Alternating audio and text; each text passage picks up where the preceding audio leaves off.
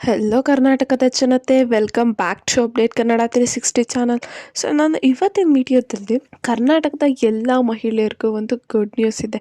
ಆ good news ಏನಪ್ಪ ಅಂದರೆ 6ನೇ ಕಂತು ಮತ್ತು ಒಟ್ಟಾರೆ ಗೃಹಲಕ್ಷ್ಮಿ ಯೋಜನೆ, ಶಕ್ತಿ ಯೋಜನೆ ಎಲ್ಲದನ್ನು ಸೇರಿಬಿಟ್ಟು ಒಂದು ಸರ್ಕಾರ ತೀರ್ಮಾನ ತಗೊಂಡಿದೆ. ಅದು ಏನು ತೀರ್ಮಾನ ಮತ್ತು ಪೆಂಡಿಂಗ್ ಹಣ ಯಾವಾಗ ಬರುತ್ತೆ, ಎಷ್ಟೊಂದು ಜನಕ್ಕೆ ಪೆಂಡಿಂಗ್ ಹಣ ಬಂದಿಲ್ಲ, ಪೆಂಡಿಂಗ್ ಹಣ ಯಾವಾಗ ಬರುತ್ತೆ ಮತ್ತು 7ನೇ ಕಂತು 6ನೇ ಕಂತಿನ ಹಣ ಯಾವಾಗ ಜಮಾ ಆಗುತ್ತೆ, ಸೊ ಇದ್ರ ಬಗ್ಗೆ ಒಟ್ಟಾರೆ ಈ ವಿಡಿಯೋದಲ್ಲಿ ತಿಳಿಸ್ಕೊಡ್ತೀನಿ. ಸೊ ಬನ್ನಿ, ವಿಡಿಯೋನ ಸ್ಟಾರ್ಟ್ ಮಾಡೋಕ್ಕಿಂತ ಮುಂಚೆ ನೀವೇನಾದರೂ ನಮ್ಮ ಚಾನಲ್ಗೆ ಸಬ್ಸ್ಕ್ರೈಬ್ ಮಾಡ್ಕೊಂಡಿಲ್ಲ ಅಂದರೆ ದಯವಿಟ್ಟು ಚಾನಲ್ಗೆ ಸಬ್ಸ್ಕ್ರೈಬ್ನ ಮಾಡ್ಕೊಳ್ಳಿ, ಹಾಗೆ ಬೆಲ್ಲೈಕನನ್ನು ಪ್ರೆಸ್ ಮಾಡಿ ವಿಡಿಯೋಗೆ ಲೈಕ್ ಕೊಟ್ಬಿಟ್ಟು ವಿಡಿಯೋನ ನೋಡಿ.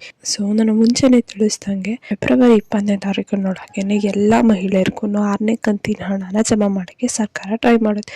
ಈಗ ಆಲ್ರೆಡಿ 6ನೇ ಕಂತಿನ ಹಣ ಫೆಬ್ರವರಿ 15ರಂದೇ ರಿಲೀಸ್ ಮಾಡಿದ್ರು ಎಲ್ಲರೂ. ಸೊ ಎಷ್ಟೋ ಮಹಿಳೆಯರು 6ನೇ ಕಂತಿನ ಹಣನ ಪಡ್ಕೊಂಡು ಅವ್ರ ಖುಷಿನ ವ್ಯಕ್ತಪಡಿಸಿದ್ದಾರೆ. ಇನ್ನೇನು ಅವರು 7ನೇ ಕಂತಿನ ಹಣಕ್ಕೋಸ್ಕರ ಕಾಯ್ತಿದ್ದಾರೆ. ಇನ್ನು ಇದು ಒಂದಾದರೆ ಇನ್ನೂ ಎಷ್ಟೊಂದು ಜನ ಮಹಿಳೆಯರಿಗೆ ಪೆಂಡಿಂಗ್ ಹಣ ಬಂದಿಲ್ಲ. ಪೆಂಡಿಂಗ್ ಹಣನ ಯಾವಾಗ ರಿಲೀಸ್ ಮಾಡ್ತಾರೆ ಕೊಟ್ಟಿರೋ ಒಂದು ಮಾಹಿತಿ ಪ್ರಕಾರ 7ನೇ ಕಂತಿನ ಹಣನ ಮಾರ್ಚ್ ತಿಂಗಳಲ್ಲಿ ಬಿಡುಗಡೆ ಮಾಡ್ತಾರಂತೆ.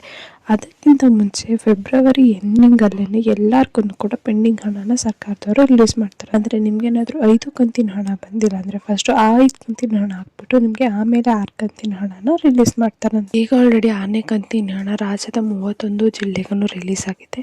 ಇನ್ನೇನು ಕೆಲವಷ್ಟು ಮಹಿಳೆಯರಿಗೆ ಡಿ ಆಗೋದು ಬಾಕಿ ಇದೆ ಅಷ್ಟೇ.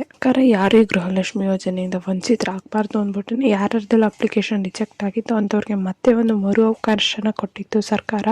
ಅವರು ಮತ್ತೆ ಅಪ್ಲಿಕೇಶನ್ ಹಾಕ್ಬೋದು. ಸೊ ಯಾರ್ಯಾರೆಲ್ಲ ಮತ್ತೆ ಅವ್ರ ಅಪ್ಲಿಕೇಶನ್ ಹಾಕಿದ್ದಾರೆ, ಆ ಅಪ್ಲಿಕೇಶನ್ ಪ್ರೊಸೆಸ್ ಆಗಿಬಿಟ್ಟು ಏನಾದರೂ ಅಕ್ಸೆಪ್ಟ್ ಆಯ್ತು ಅಂದರೆ ಅವ್ರಿಗೆ ಮತ್ತೆ ಗೃಹಲಕ್ಷ್ಮಿ ಯೋಜನೆ ಹಣ ಬರುತ್ತೆ. ನೀವು ಗೃಹಲಕ್ಷ್ಮಿ ಯೋಜನೆ ಅಪ್ಲಿಕೇಶನ್ ಸ್ಟೇಟಸ್ನ ಚೆಕ್ ಮಾಡಿದಾಗ ಕೆಲವಷ್ಟು ಮಹಿಳೆಯರಿಗೆ GST ಪೇಯರ್ ಅಥವಾ ಟ್ಯಾಕ್ಸ್ ಪೇಯರ್ ಅಂತ ತೋರಿಸ್ತಿದೆ. ಸೊ ಇದರಲ್ಲಿ ಎಲ್ಲರೂ GST ಪೇಯರ್ಸ್ ಇರಲ್ಲ.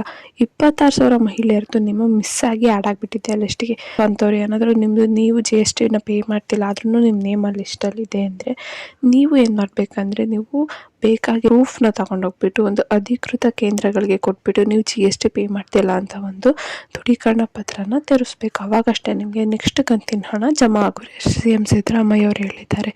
ಏನೇ ಗೃಹಲಕ್ಷ್ಮಿ ಯೋಜನೆ ಮತ್ತು ಶಕ್ತಿ ಯೋಜನೆ ಇದೆಯಲ್ಲ, ಅದು ಕಾಂಗ್ರೆಸ್ ಇರೋವರೆಗೂ ಇರುತ್ತೆ. ಅದೇ ಒಂದು ಗುಡ್ ನ್ಯೂಸ್. ಯೋಜನೆನ ಕಾಂಗ್ರೆಸ್ ಅವರು ಯಾವತ್ತೂ ಬಿಡಲ್ವಂತೆ. ಇನ್ನು ಯಾರ್ಯಾರಿಗೆಲ್ಲ ಅನ್ನಭಾಗ್ಯ ಯೋಜನೆ ಹಣ ಬಂದಿಲ್ಲ ಅಂಥವ್ರದ್ದೊಂದು ಪಟ್ಟಿನ ರೆಡಿ ಮಾಡಿದಾರೆ ಅಂತ. ಅಂಥವ್ರಿಗೇನು ಹಣನ ಅನ್ನಭಾಗ್ಯ ಯೋಜನೆ ಹಣನ ಸರ್ಕಾರದವರು ಜಮಾ ಮಾಡ್ತಾರಂತ. ನಿಮಗೆ ಯೋಜನೆ ಹಣನ ಪಡ್ಕೋಬೇಕಂದ್ರೆ ನೀವು ನಿಮ್ಮ ಖಾತೆಗೆ NPCI ಮತ್ತು KYC ಮಾಡಿಸೋದು ಕಡ್ಡಾಯ, ಮತ್ತು ಆಧಾರ್ ಸೀಡಿಂಗ್ ಮಾಡಿಸೋದು ಕಡ್ಡಾಯ. ಸೊ ನಿಮ್ಮ ಬ್ಯಾಂಕ್ ಅಕೌಂಟ್ ಏನಾದರೂ ಆ್ಯಕ್ಟಿವ್ ಇಲ್ಲ ಅಂದರೆ ನೀವು ಪೋಸ್ಟ್ ಆಫೀಸಲ್ಲಿ ಒಂದು ಬ್ಯಾಂಕ್ ಅಕೌಂಟ್ನ ತೆರೆಯೋದನ್ನು ಕಡ್ಡಾಯ ಮಾಡಿದೆ ಸರ್ಕಾರ.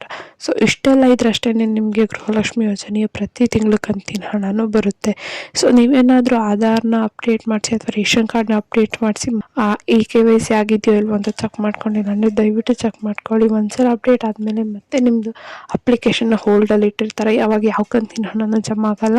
ಸೊ ಅದಕ್ಕೆ ಏನಾದರೂ ರೇಷನ್ ಕಾರ್ಡ್ ಅಪ್ಡೇಟ್ ಅಥವಾ ರೇಷನ್ ಕಾರ್ಡಲ್ಲಿ ಏನಾದ್ರು ಚೇಂಜಸ್ ಮಾಡಿಸಿದ್ರೆ ಮತ್ತೆ ನೀವು ನಿಮ್ಮ ಖಾತೆಗೆ KYCನ ಮಾಡಿಸ್ಕೊಳ್ಳಿ. ಸೊ ಇಷ್ಟು ಹೇಳ್ತಾ ಈ ಪುಟ್ಟು ವಿಡಿಯೋ ನಿಮಗೆ ಇಷ್ಟ ಆಯಿತು ಅಂದ್ಕೊತೀನಿ. ಇಷ್ಟ ಆದರೆ ದಯವಿಟ್ಟು ಚಾನಲ್ಗೆ ಸಬ್ಸ್ಕ್ರೈಬ್ನ ಮಾಡ್ಕೊಳ್ಳಿ, ಹಾಗೆ ಬೆಲ್ಲೈಕನ್ನ ಪ್ರೆಸ್ ಮಾಡೋದನ್ನ ಮರಿಬೇಡಿ ಅಂತ ಕೇಳ್ತಾ ವಿಡಿಯೋನ ಆದಷ್ಟು ಶೇರ್ ಮಾಡಿ. ಮತ್ತು ಏನೇ ಪ್ರಾಬ್ಲಮ್ ಇತ್ತು ಅದನ್ನು ಕಮೆಂಟ್ನ ಹಾಕಿ. ಧನ್ಯವಾದಗಳು.